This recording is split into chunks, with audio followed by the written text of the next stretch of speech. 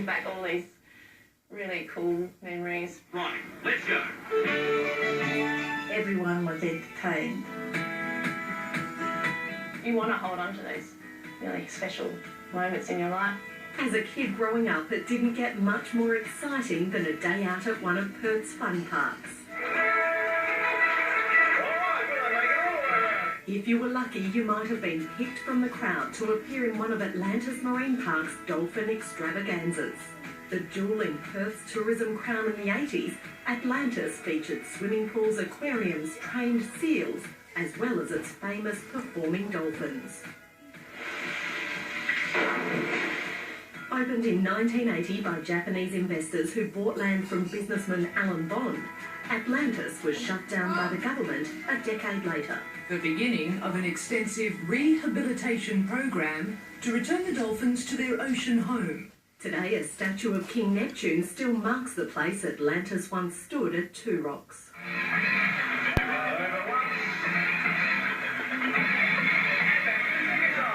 He stopped his truck to avoid hitting it, and then to his amazement, found it was a big lioness.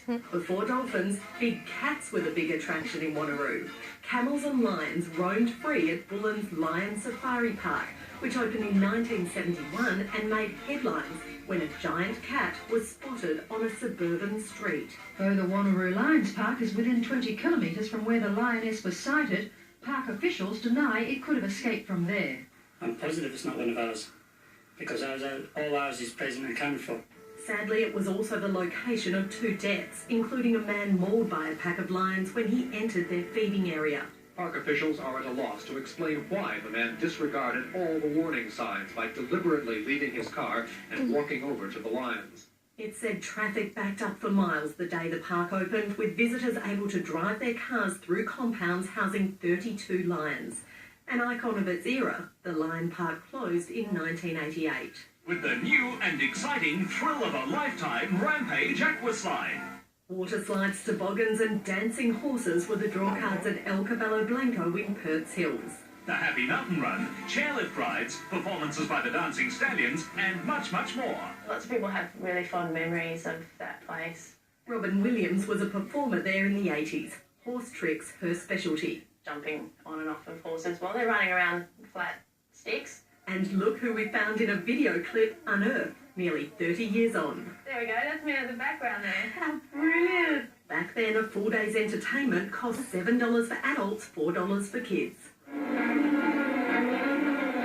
Robin says a lot of blood, sweat and tears went into keeping those horses, as well as perfecting the stunts. Well, you didn't have Google back then. Google and YouTube would have been great because you could have researched what you're supposed to do, but we just had to go from books.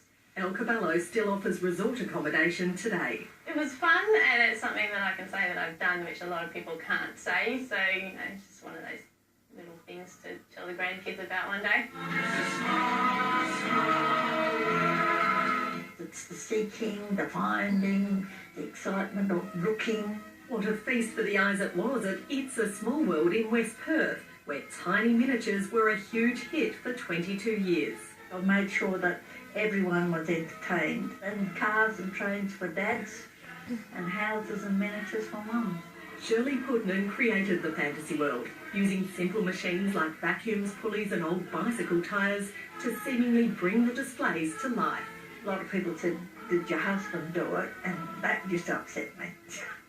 I'd say, no, I did. Bulldozers moved in 2000. It's a Small World making way for office buildings and apartments.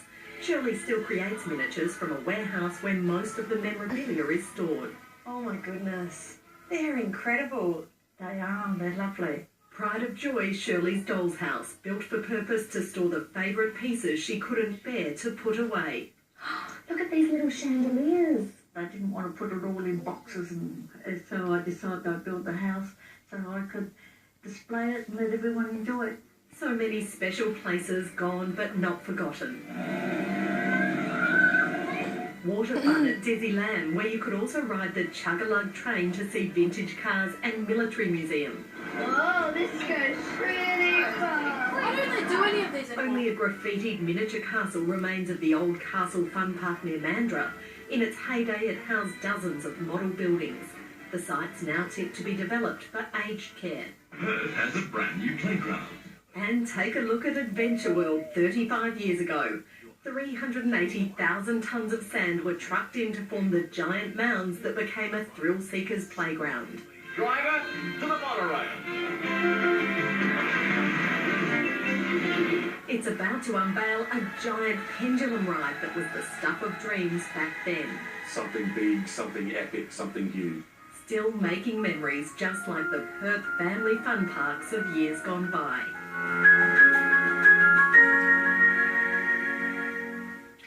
You can see more of that amazing old footage on Lost Perth. They have nothing